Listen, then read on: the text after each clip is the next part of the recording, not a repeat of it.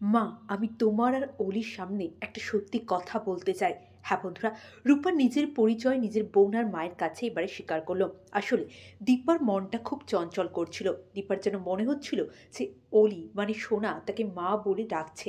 আসলে ছেলে মেয়েরা বিপদে থাকলে বাবা মা জানতে পারবে না সেটা হতেই পারে না, মায়ের মন তো জানতে পারবে। তাই তো দীপা ওই রাত্রেবেলায় বেরিয়ে আসে। আসলে ওই ছেলেগুলো, ওই পার্টিতে যে ছেলেগুলো অলিকে ফলো করছিল, তারাই অলিকে ধরে নিয়ে যাচ্ছিল জোর করে। প্রথমে তারা অলিকে বলেছিল অলিকে তারা লিফট দিয়ে দেবে।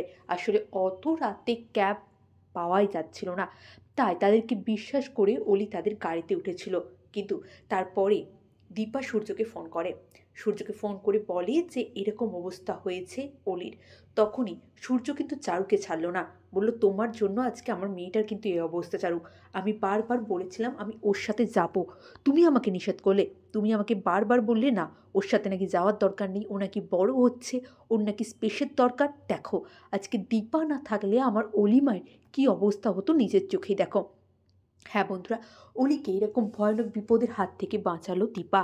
এবারে কি নিজের মায়ের প্রতি একটু ভরসা আসবে অলির? বুঝতে পারবে অলি যে মা তাকে মারতে নয়, সবসময় বাঁচাতে চেয়েছিল। ওইদিকে অলিকে নিয়ে তারা আসে কিন্তু জয়ীর বাড়িতে, মানে সাক্ষ্য স্যারের বাড়িতে। সাক্ষ্য স্যারের বাড়িতে এতদিন পরে রূপা তার বোনকে পাচ্ছে, তার মাকে পাচ্ছে, তারা তিনজনে একটা খাটে শুবে আজকে বহু বছর পরে। এত আনন্দ রূপার যেন আর সহ্যই হচ্ছে না।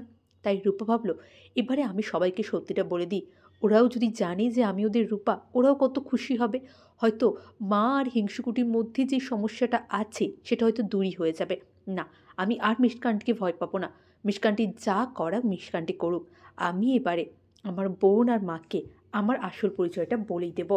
না হলে তো আমি বাবা আর চারুর বিয়েটাই আটকাতে পারবো না। কারণ সোনা তো উঠে পড়ে লেগেছে বাবার বিয়ে দিয়ে বলে। ও যদি জানতে পারে যে আমি রূপা, তাহলে আশা করি ও বাবার বিয়েটা আর দেবে না। হ্যাঁ বন্ধুরা, অনুরাগের ছোঁয়ার আগামী পর্বগুলিতে যদি এমনটা হয় তাহলে কেমন লাগবে অবশ্যই কমেন্ট করে জানান। চ্যানেলে নতুন হলে প্লিজ প্লিজ চ্যানেলটা সাবস্ক্রাইব করে দিন। অনেক ধন্যবাদ সকলকে ভিডিওটি দেখার জন্য। ভালো থাকুন, সুস্থ থাকুন।